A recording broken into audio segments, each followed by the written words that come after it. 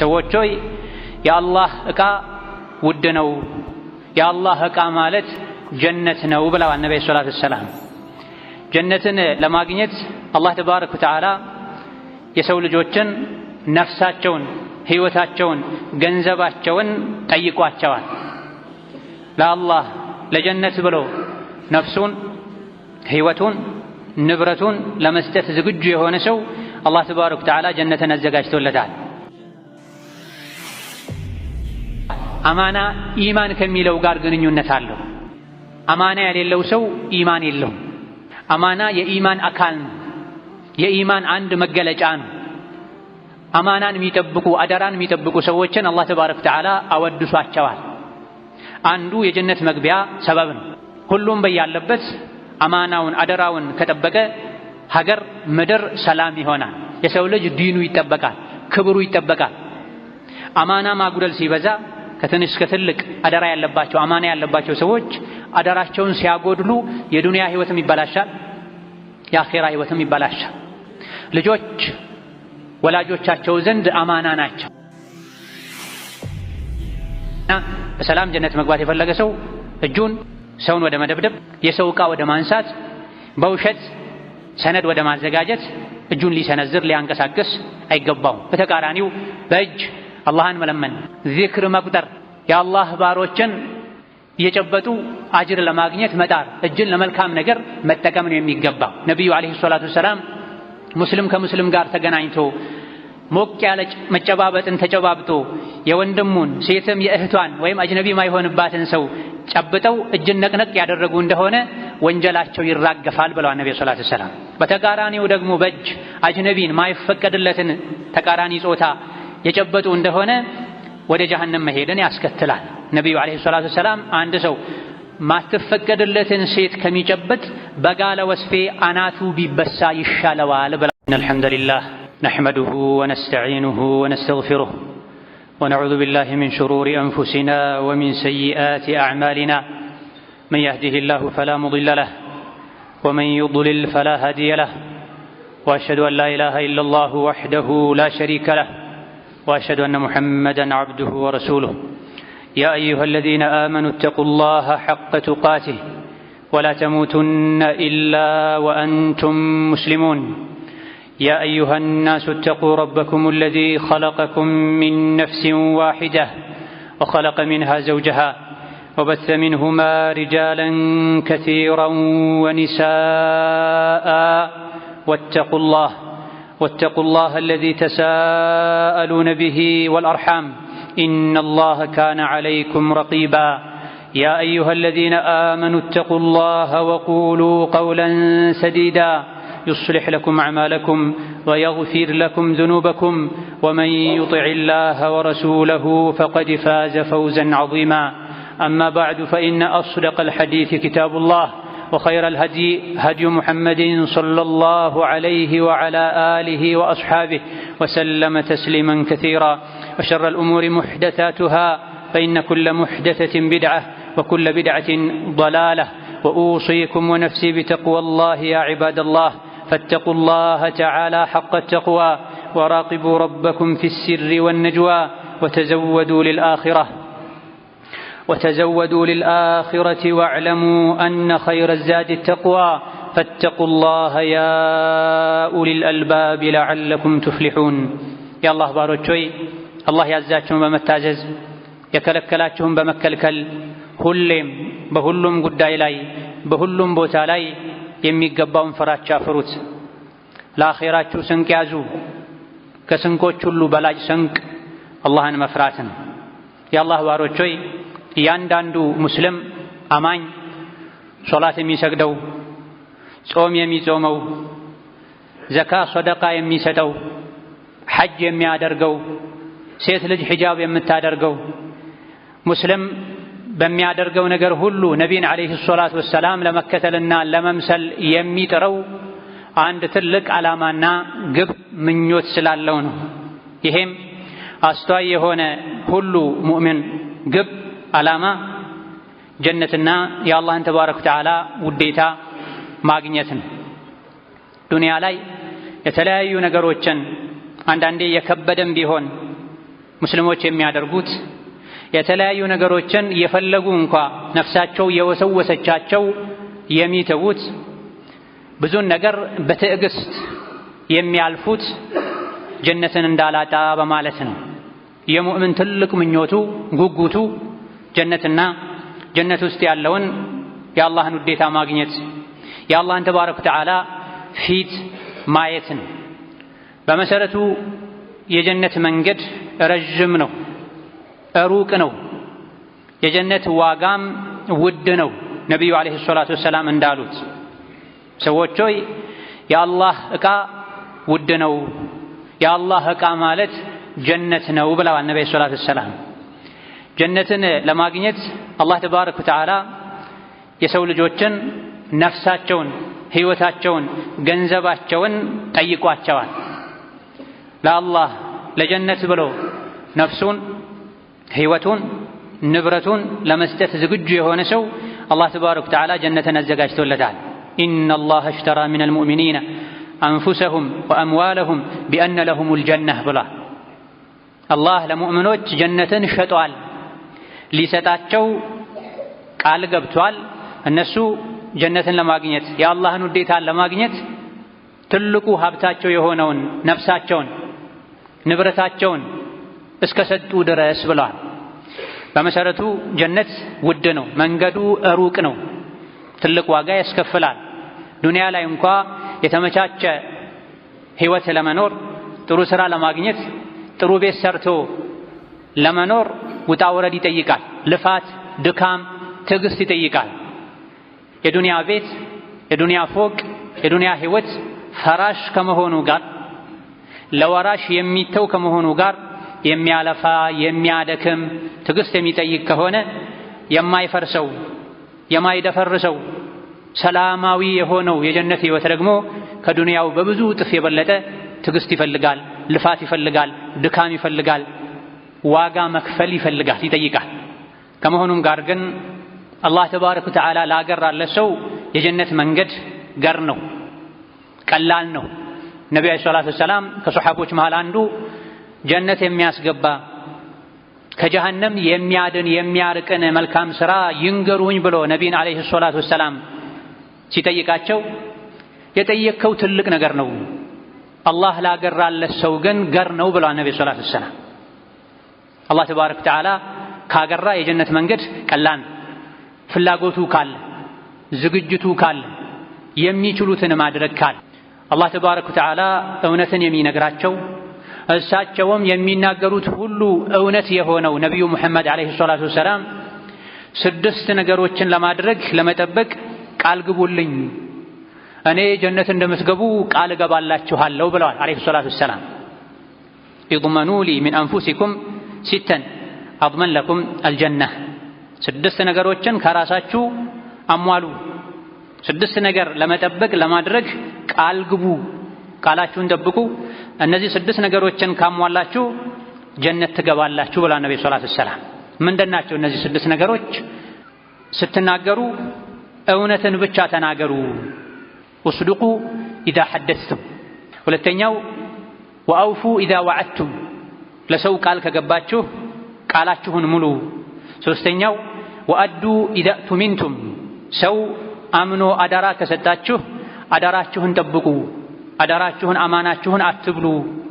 አራተኛው ወሕፈዙ ፍሩጀኩም፣ ብልታችሁን ከሐራም ጠብቁ። አምስተኛው ወጉዱ አብሳረኩም፣ አይናችሁን ከሐራም ሰበር አድርጉ፣ ሐራምን አላህ የከለከለውን እንዳታዩ።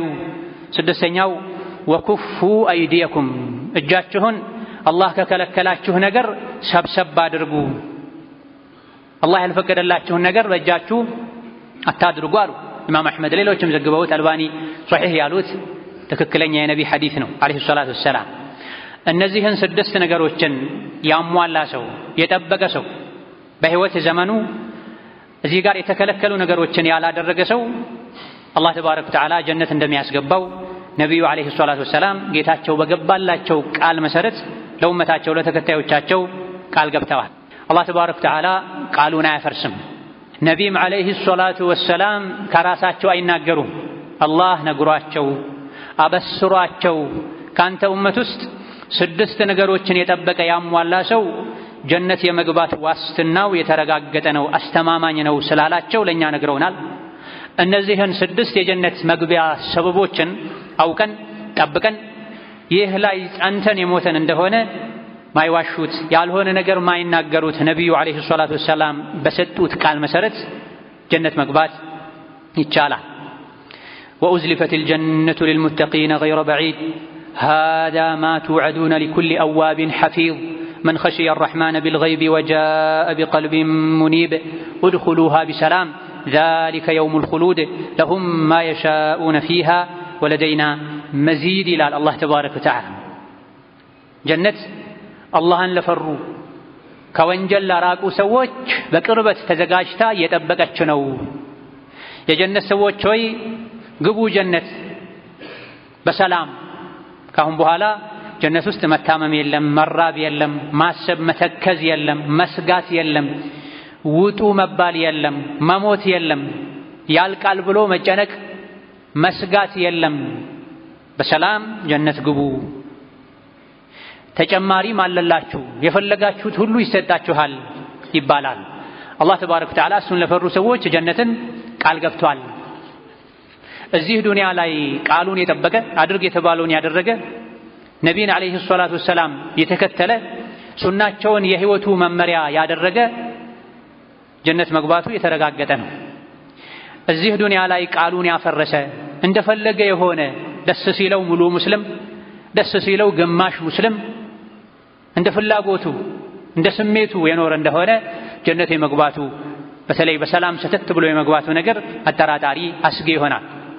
በዚህ በነብዩ አለይሂ ሰላቱ ወሰላም ሐዲስ የተነገሩን 6 ነገሮችን አጠር ባለ መልኩ ማብራሪያቸውን ስንመለከት የመጀመሪያው ጀነት ለመግባት ጠብቁ አሟሉ የተባልነው ወስዱቁ ኢዛ ሐደስቱም ስትናገሩ እውነተኛ ሁኑ አሉ ነብዩ ሰለላሁ ዐለይሂ ወሰለም። እውነተኝነት የሙእምን ቋሚ ባህሪ ነው። ሙእምን ሙስሊም በሄደበት ሁሉ እውነተኛ ነው። ሙስሊም አይዋሽም ብለዋል ነብዩ አለይሂ ሰላቱ ወሰላም። አዳራችሁን እውነተኛ ሁኑ፣ በሁሉም ቦታና ሁኔታ ላይ እውነተኝነትን ጠብቃችሁ ተራመዱ፣ ከአፋችሁ ውሸት እንዳይወጣ ጠንቀቅ በሉ። አዳራችሁን እውነተኛ ሁኑ። እውነተኝነት ያህዲ ኢለል ቢሪ ወደ መልካምነት ይመራል። የመላስ እውነተኛ መሆን መልካም ሰው ያደርጋል፣ ጥሩ ሰው ያደርጋል። ያህዲ ኢለል ቢሪ ኸይር ስራን ያገራል። መላሱ እውነተኛ የሆነ ሰው ሌላ አካላቶቹም እውነተኛ ይሆናሉ። ሶላት ሲሰግዱ በትክክል ይሰግዳሉ። ሴት ልጅ ሒጃብ ስታደርግ በትክክል የምር እውነተኛ ሒጃብ ታደርጋለች። የቢሮ ሰራተኛ ስራውን በአግባቡ ይሰራል፣ የማስመሰል ሳይሆን የማታለል ሳይሆን። አልቢር አስድቅ ያህዲ ኢለል ቢር እውነተኛ መሆን ሙሉ ሰውነትን መልካምነትን ያስተምረዋል። መልካም ሰሪ መሆን መልካም ሰው መሆን ደግሞ ውጤቱ ምን ይሆናል? ወልቢሩ ያህዲ ኢለል ጀነት ያሉ ነብዩ ሰለላሁ ዐለይሂ ወሰለም። መልካም ሰሪ መሆን መልካም ሰው መሆን ጥሩ ሰው መሆን ደግሞ ወደ ጀነት ይመራል ብለዋል። በተቃራኒው ደግሞ ውሸትን ማብዛት ውሸትን ቋሚ ባህሪ ማድረግ ወደ ፋጅርነት ይመራል። ምላሱ ውሸት የለመደ ሰው አይኑም ይዋሻል፣ እጁም እግሩም ይዋሻል። ያላደረገውን አድርጌያለሁ ይላል፣ ያደረገውን አላደረኩም ይላል፣ ያልሰጠውን ሰጥቻለሁ ይላል፣ ያልተገኘበት ቦታ ላይ ተገኝቻለሁ ይላል። ምላስ ውሸት ከጀመረ ሌሎች የሰውነት አካላትም የምላስን ውሸት እየተከታተሉ ያረጋግጡለታል፣ የሱን ባህሪ ይላበሱለታል። ውሸታም መሆን ደግሞ ሙጅሪም ያደርጋል። ሙጅሪም መሆን ጋጠወጥ መሆን እምቢባይ መሆን ወደ ጀሃነም ይመራል ብለዋል ነብዩ አለይሂ ሰላቱ ወሰላም። ስለዚህ ጀነትን ለማግኘት አንደኛው አስፈላጊ ባህሪ ቃል በተናገራችሁ ቁጥር እውነትን ጠብቁ አሉ ነብዩ ሰለላሁ ዐለይሂ ወሰለም። ሙስሊም ከራሱ ከነፍሱ ጋር እውነተኛ ሊሆን ራሱን ከማታለል ሊታቀብ ይገባዋል። ከሰዎችም ጋር ባለው ግንኙነት እውነተኛ ሊሆን ይገባዋል። ከህፃን ከአዋቂም ጋር ከህፃን ልጅ ጋር እንኳን ቢሆን ና አደርግልሃለሁ ና ሰጥሃለሁ ብሎ አለመስጠት አለማድረግ ውሸት ተብሎ እንደሚመዘገብ ነብዩ አለይሂ ሰላቱ ወሰላም ተናግረዋል። ትልቁ ደግሞ የሚያስፈልገው እውነተኝነት ከአላህ ጋር እውነተኛ መሆን ነው። ከልብ አማኝ መሆን፣ ከልብ ሰጋጅ መሆን። ከአላህ ጋር ባለ ግንኙነት እውነተኛ መሆን አንዱ ጀነት የመግባት መስፈርት ነው። ሁለተኛው ነቢዩ ዓለይሂ ሰላቱ ወሰላም ጀነት ትገቡ ዘንድ ጠብቁ ያሉን ወአውፉ ኢዛ ወዐድቱም፣ ቃል ከገባችሁ ቃላችሁን ሙሏል። ይሄ አላህን የሚፈሩ ሰዎች አንዱ ቋሚ መገለጫ ነው። የጀነት ሰዎች አላህን የሚፈሩ ሰዎች ቃላቸውን ይሞላሉ፣ ቃላቸውን ይጠብቃሉ፣ ከአላህም ጋር ከሰው ልጆችም ጋር። ዩፉነ ቢነድሪ ወየኻፉነ የውመን ካነ ሸሩሁ ሙስተጢራ። የጀነት ሰዎች ጀነትን የጀነት ጸጋን አላህ ያዘጋጀላቸው ሷሊሖች ደጋጎች ቃላቸውን ይሞላሉ፣ ለአላህ የገቡትን ቃል ስለታቸውን ይሞላሉ።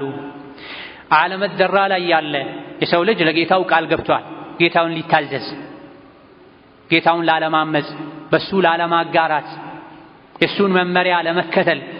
የሁሉም የሰው ልጅ ነፍስ ገና ከመፈጠሯ ከስጋ ጋር ከመገናኘቷ በፊት ቃል ገብታለች። ሙእምን ለጌታው የገባውን ቃል ሊጠብቅ፣ ጌታው አድርግ ያለውን ሊያደርግ፣ ተው ያለውን ሊተው ይገባል። እርስ በርስ ባለ ግንኙነትም ከሕፃን ከአዋቂ ጋር ከወዳጅ ከጠላት ጋር ቃልን ማክበር የሙእምን መገለጫ ነው። አላህን የሚፈሩ ሰዎች አንድ መታወቂያ ነው። ይሄ ደግሞ ጀነት ያስገባል። በተቃራኒው ደግሞ ቃል ገብቶ ቃልን ማፍረስ ሙናፊቅ ያስብላል። አላህ ተባረከ ወተዓላ ኢነል ሙናፊቂነ ፊ ደርኪል አስፈሊ ሚነን ናር ብሏል።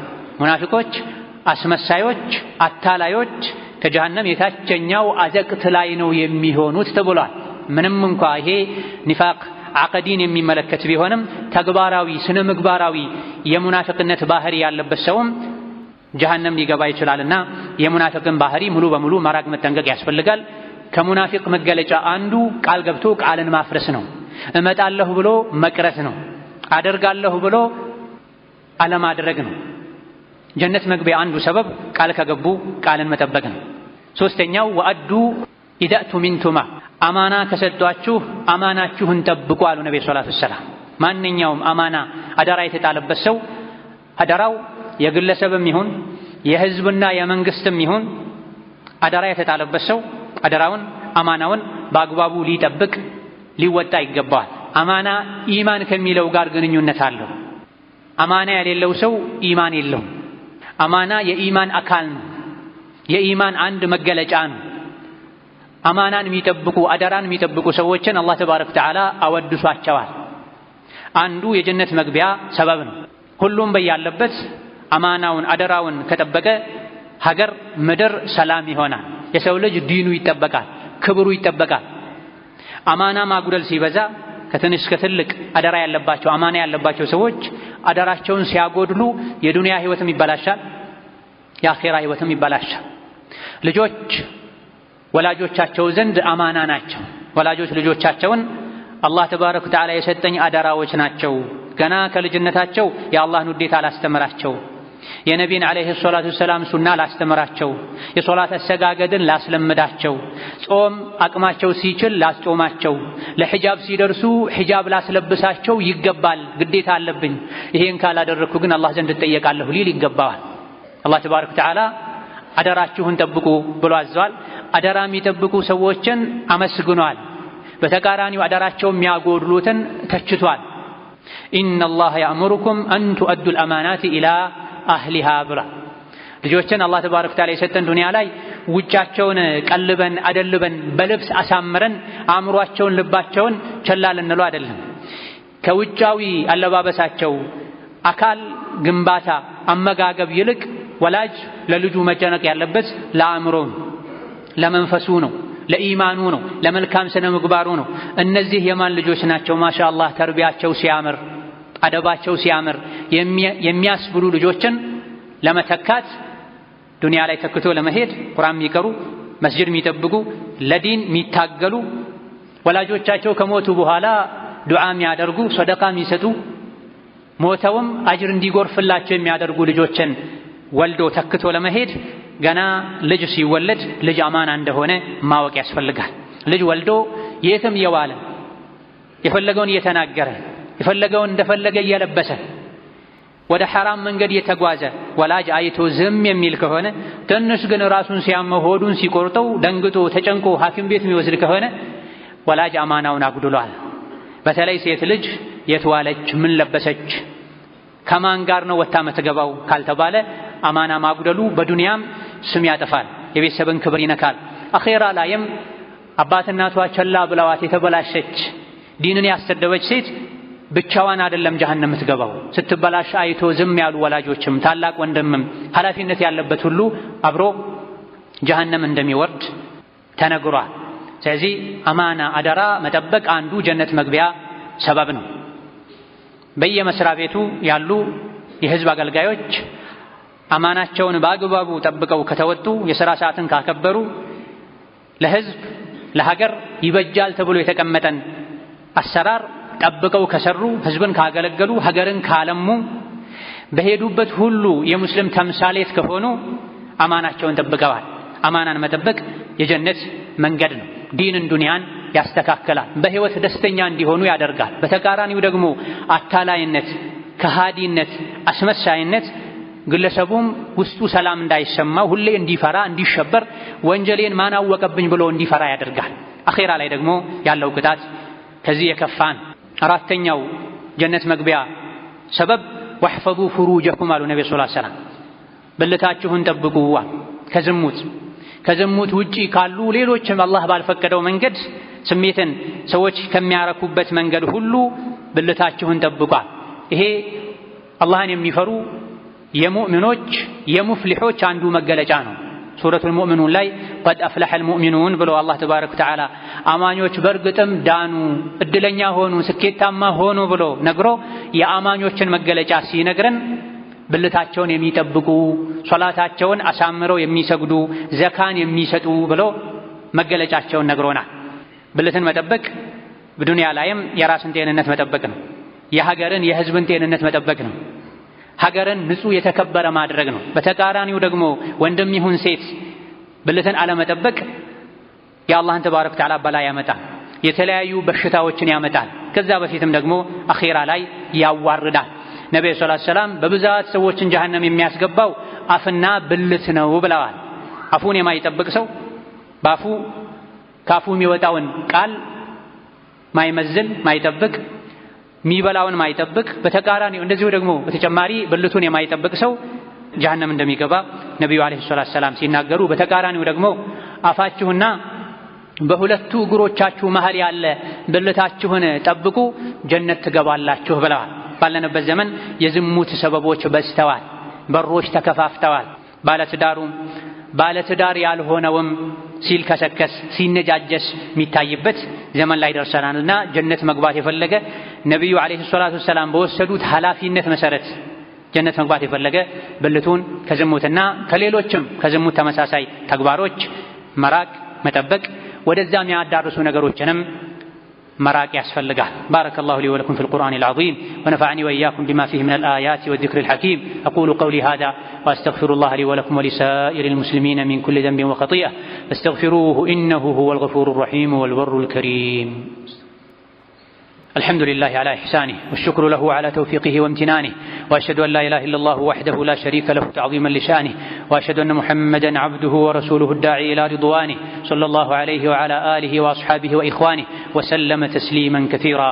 أما بعد أمستنياو جنة مقبات نبي عليه الصلاة والسلام أبكوت يالوت غضوا أبصاركم እይታችሁን ሰበር አድርጉ ያልተፈቀደን አትዩዋል። አላህ ተባረከ ወተዓላ በተከበረው ቃሉ ቁል ሊልሙእሚኒነ የጉዱ ሚን አብሳሪሂም ወየሕፈዙ ፍሩጀሁም ዛሊከ አዝካ ለሁም ኢነላሀ ኸቢሩን ቢማ የስነዑን ብላ። አንተ ነቢያችን ሆይ ለአማኞች ንገራቸው፣ ለወንድም ለሴትም አይኖቻቸውን ሰበር ያድርጉ፣ ብልታቸውንም ይጠብቁ፣ ይህ ለነሱ የተሻለ ነው። አላህ ተባረከ ወተዓላ የምታደርጉትን ሁሉ ጠንቅቆ ያውቃል። ከሰው ብትደበቁ ከአላህ አትደበቁም ብለዋል። ጀነት ለመግባት መሟላት ካለባቸው ነገሮች አንዱ አይንን ሰበር ማድረግ ነው። አይንን ሰበር ማድረግ የኢማንን ጣዕም እንዲያጣጥሙ ያደርጋል። ልብ በኢማን እንዲደምቅ ያደርጋል። ልብ ለኸይር ሥራ እንዲነሳሳ ያግዛል። በተቃራኒው ደግሞ አይንን ለቀቅ ማድረግ የኢማንን ጥፍጥና እንዲያጡ ሰበብ ይሆናል። ለልብ መልካም ሥራ ይከብደዋል። ለልብ ወንጀል ይቀለዋል። ልብ ይታወራል። ልብ ይሞታል። አይን መጥፎን ነገር ማየት ካዘወተረ ልብ አይን ያየውን መጥፎ ነገር ሐራም ደግሞ ደጋግሞ ያሰበ አካላት ወደዛ ይገሰግሳል። የተከለከለ እይታ ከሸይጣን የሆነ ቀስት ነው ብለዋል ነብዩ አለይሂ ሰላቱ ወሰላም። ያልተፈቀደን እይታ በአካልም ይሁን ተቃራኒ ጾታ ማየት፣ ዘመን በወለደው በሚዲያም ይሁን በስልክም ይሁን በኮምፒውተር በቴሌቪዥን አላህ የከለከለውን ማየት ከሸይጣን መርዝ የተቀባ ቀስት ነው ተብሏል። አላህ የከለከለውን እይታ ባዩ ቁጥር ልብ ላይ ሸይጣን መርዝ የቀባውን ቀስት እየሰካ ነው። ልብን በሚያደርቅ በሚገድል ኢማኑን በሚያጠፋ መርዝ በተቀባ ጦር ደግሞ ደጋግሞ እንዲወጋው መፍቀድ ነው። ሙእምን ወደፊት ለፊት እያየ ሄዶ መጥፎ ነገር ማይቻል ነገር ከገጠመው አይኑን ዝቅ እንዲያደርግ አይኑን ከደን እንዲያደርግ አላህ ተባረከ ወተዓላ አዟል። አንዴ ድንገት ማየት ሊገጥምህ ይችላል፣ ሁለተኛ ግን መልሶ አጣርቶ ማየት ላንተ አይፈቀድልህም ብለዋል ነብዩ አለይሂ ሰላቱ ወሰላም። ዱንያ ላይ አይንን መልቀቅ ማይፈቀደው ማየት ልብ እንዲታወር ያደርጋል። ሙእምን የሆነ ሰው አኺራ ላይ ጀነት ላይ አላህን ማየት ሚመኝ ሚናፍቅ ለዚህ የሚጓጓ ሰው በአይኑ ሐራም ማየት አይገባውም። እንዴት ተብሎ ሐራም በታየበት አይን የተከበረውን አላህን ተባረከ ወተዓላ ለማየት ተስፋ ይደረጋል? ሁለቱ አብረው አይሄዱም።